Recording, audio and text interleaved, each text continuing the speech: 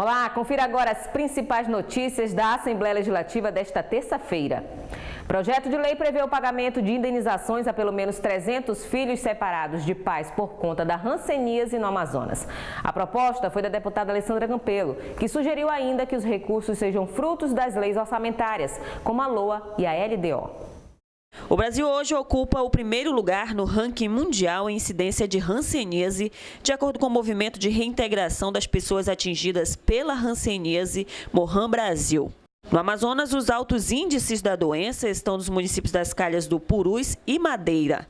Por conta da gravidade da hanseníase, em meados da década de 70, os doentes eram segregados e separados dos filhos, o que causou prejuízos para famílias de todo o país, inclusive do Amazonas. As pessoas que eram segregadas nas antigas colônias de hanseníase tinham seus filhos tirados delas e levados para orfanatos, né? Isso foi considerado um crime de Estado, a segregação. Kátia Regina foi separada dos pais quando ainda tinha 5 anos de idade. Outros 7 irmãos foram adotados por pessoas desconhecidas na época da segregação. Isso me causou muitos traumas, até porque eu, na época, fazia xixi na rede até 12 anos. Eu fui para a rua pedir esmola, porque assim não eram nossos pais. Para tentar amenizar a dor e o sofrimento de aproximadamente 300 pessoas que ficaram órfãs de pais vivos, a deputada Alessandra Campelo apresentou à mesa diretora da casa um projeto de lei pedindo indenização. A gente quer fazer parte desse movimento, né, que visa minimizar isso e tentar ressarcir parte desse prejuízo que essas pessoas tiveram. Parlamentares apoiaram a causa, uma vez que muitas das vítimas foram abusadas sexualmente e tratados como empregados domésticos ainda na infância. Nós precisamos ultrapassar que só as emendas parlamentares podem ser utilizadas para ajudar as entidades do terceiro setor, como é o Mohan. Nós temos que trabalhar isso como política pública. De acordo com Alessandra Campelo, propostas deverão ser apresentadas à LDO e LOA, solicitando recursos para o pagamento das indenizações, que ainda não têm valor do teto definido. Denúncias de superfaturamento em contratos da área da saúde e educação foram apresentadas pelos deputados Dermilson Chagas e Wilker Barreto. A base aliada do governo contestou. Segundo o deputado Dermilson Chagas, há superfaturamento no contrato da Secretaria de Saúde com o Instituto Nacional de Desenvolvimento Social Humano para a administração do Hospital da Zona Norte, Delfim Aziz, e da UPA do Campos Sales. O valor desse contrato é de 172 milhões por ano, enquanto que em 2018 era de 60 milhões. É uma coisa duvidosa, é uma situação que traz a dúvida para a gente em relação à legalidade desse processo e que nós vamos pedir a providência.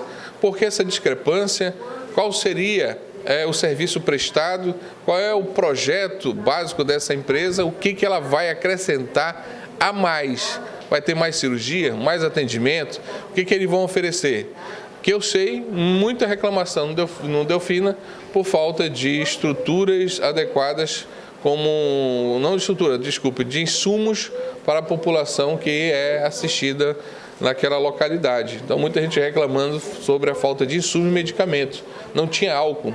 Outra denúncia foi apresentada pelo deputado Wilker Barreto. De acordo com o parlamentar, também há superfaturamento no contrato da Secretaria de Educação para o fornecimento de merenda escolar. Segundo ele, a mesma empresa praticou o lanche em 2018 a R$ 2,60 e atualmente o preço chegou a R$ 4,00. Vou tomar as medidas cabíveis, vou ao Tribunal de Contas, por se tratar de verba de Fundeb, vou ao Ministério Público Federal, porque agora eu tenho em mãos as respostas que não convencem, os questionamentos feitos pela Casa Legislativa, e é muito claro, quem estava na audiência sabe, que o secretário falou que é em função dos monitores. Lembrando que o monitor ele é obrigatório para a educação infantil. Prefeitura, que não é o caso do Estado, que é ensino médio. Então, tem algumas divergências que eu vou pedir providência, porque nós estamos falando de 40 milhões do contribuinte amazonense. Na tribuna do plenário, o deputado Carlinhos Bessa, líder do governo, contestou as acusações e criticou a oposição pelos constantes ataques ao executivo estadual. Referente ao contrato da saúde, ele apontou que o valor é justificado, pois a proposta é fazer com que o Hospital Delfim Aziz passe a funcionar com a sua capacidade total e não apenas 30%, como acontece atualmente. O Procon Manaus já autuou mais de 40 postos de combustíveis e a Procuradoria da Assembleia apresenta um relatório que viabiliza a abertura da CPI para investigar um suposto cartel no estado.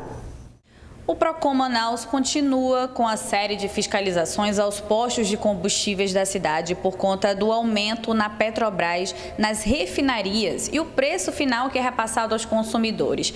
Aqui no Poder Legislativo, o deputado Álvaro Campelo, que teve a iniciativa de propor a comissão, já anunciou que a Procuradoria da Casa entregou o relatório que viabiliza o pedido de instalação da CPI à mesa diretora para investigar a suposta formação de cartel. O documento já tem as assinaturas necessárias e cumpre todos os requisitos jurídicos para a instalação. Convenhamos, quando sobe, parece que sobe que nem nado sincronizado. Todo mundo sobe igual, eles conseguem acertar até as casas decimais. Então, isso atinge diretamente o bolso do contribuinte e a Assembleia cumpre seu papel de forma isenta, mas autônoma, de investigar o porquê dessa subida. Porque quando a refinaria aumenta, repassa no mesmo momento. A gente deverá até quinta-feira ou no máximo na próxima semana já tratar da instalação da CPI dos combustíveis. E isso visa não necessariamente achar culpados, mas apurar a responsabilidade por pagarmos valores tão altos no preço do combustível, né, verificar a possibilidade de existência de cartel ou se realmente a gente se os culpados são os postos de combustíveis ou as distribuidoras ou se o próprio estado do Amazonas também não tem contribuído para esse aumento recorrente do preço dos combustíveis. Deputada Adjuta Afonso apresenta emenda para discutir a regulamentação da navegação no estado. A ideia é acelerar o projeto Manta Manaus na Amazônia. Após a reunião com o grupo de trabalho multimodal Manta Manaus, que estuda a viabilidade de um trajeto alternativo marítimo via Panamá à Amazônia, o deputado Adjuta Afonso propôs em plenário que a Casa Legislativa debata a regulamentação da navegação no estado. Para isso, o parlamentar apresenta emenda para que a Frente Parlamentar de Portos e Hidrovias discuta o assunto.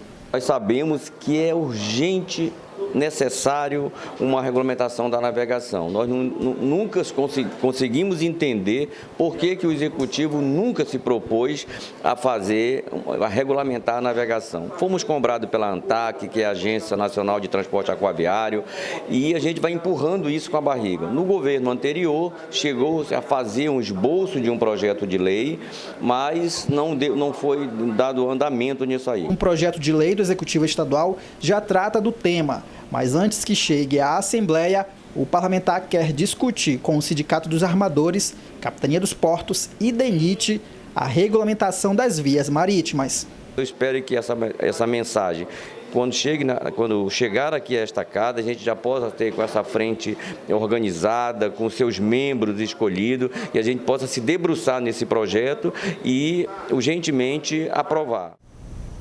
O Mercosul completou 28 anos e o deputado Adjuta Afonso cedeu tempo para que a coordenadora do Programa de Qualificação às Exportações mostrasse números que apontam crescimento. A repórter Daniela Cardoso tem as informações. O Mercosul foi criado em 1991 pelo Tratado de Assunção. Ele iniciou com Brasil, Paraguai, Uruguai e Argentina.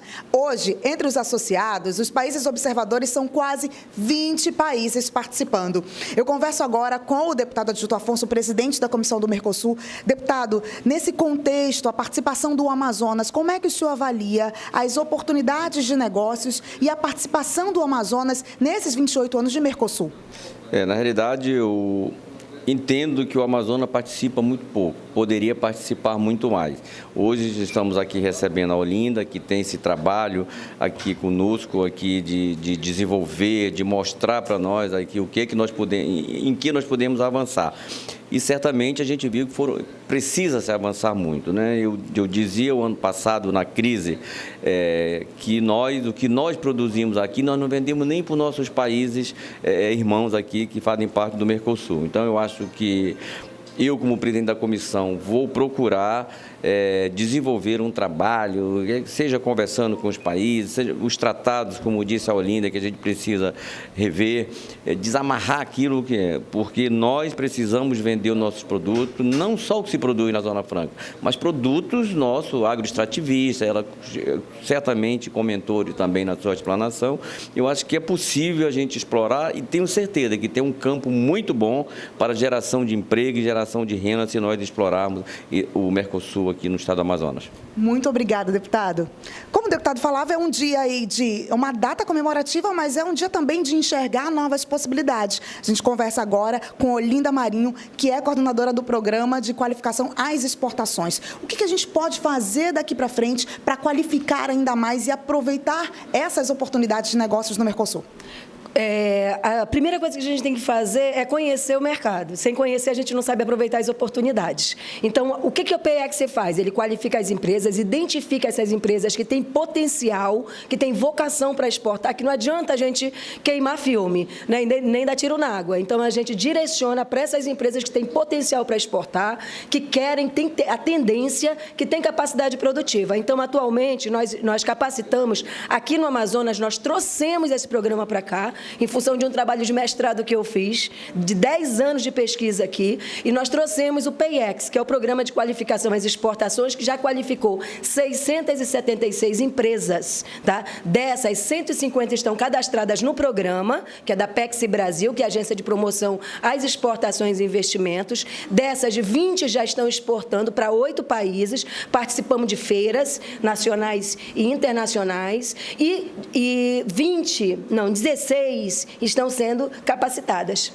Tem muita coisa para fazer. Muita coisa para fazer, como o deputado falou. Nós não estamos aproveitando esse potencial, essa proximidade com os países limítrofes. Muito se coloca a desculpa na logística, tá? Existem outras formas, existem outros canais de acesso. É o que a gente tem que procurar. Acabar com o mimimi, deputado, e pronto. Porque potencial nós temos. E nessa festa do Mercosul, a gente tem que fazer o Amazonas aparecer como estado exportador. Muito obrigada, deputado, muito obrigada. E a gente completa 28 anos do Mercosul, mas sabendo que tem muito mais coisa para ser feita. Daniela Cardoso, para Olho Notícias.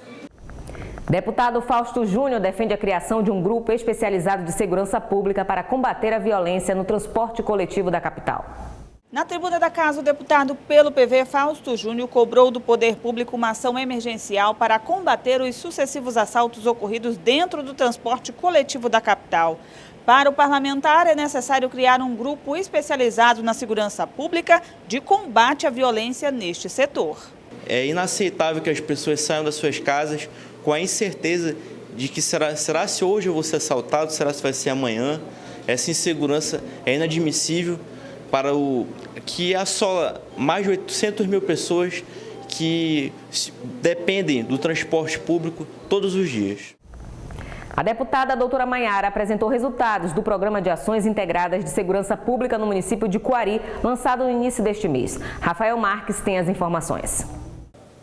O Programa de Ações Integradas de Segurança Pública do município de Coari foi lançado no dia 15 de março e já reduziu a criminalidade em 70%, segundo a deputada doutora Maiara. O resultado é grandioso. Lembrar que não se trata só da Ronda Municipal, que conta com mais de 30 viaturas, né, entre picapes e motocicletas, completamente equipadas para a Guarda Municipal poder atuar, mas conta também com o serviço de CIOPS, mais de 200 câmeras para fazer o monitoramento das ações, conta também com a questão da reeducação, né, o programa ProERD nas escolas. A deputada ainda reforçou o pedido ao Executivo Estadual para que amplie o projeto em todo o estado. Rafael Marques para a TV Aleã. Oportunidade para os jovens de Iranduba. Foi autorizado pelo governo federal a instalação de um IFAM na cidade com cursos profissionalizantes. O deputado Cabo Maciel cobrou celeridade da prefeitura para o início das obras. A autorização para a construção de um Instituto Federal do Amazonas, IFAM, em Iranduba, foi publicado pelo governo federal no Diário Oficial da União ainda em dezembro de 2018. Mas para o início das obras é necessário um terreno, o que ainda não foi disponibilizado pela Prefeitura. Por conta disso, o deputado Cabo Maciel solicitou do prefeito da cidade celeridade na liberação do local, uma vez que o Instituto trará oportunidades para os jovens que necessitam de capacitação profissional. E o presidente da Comissão de Esportes da Aleam, Abdala Frache, apresentou demandas do grupo de trabalho para a área esportiva. Uma das necessidades é o apoio do Estado aos clubes de futebol da região.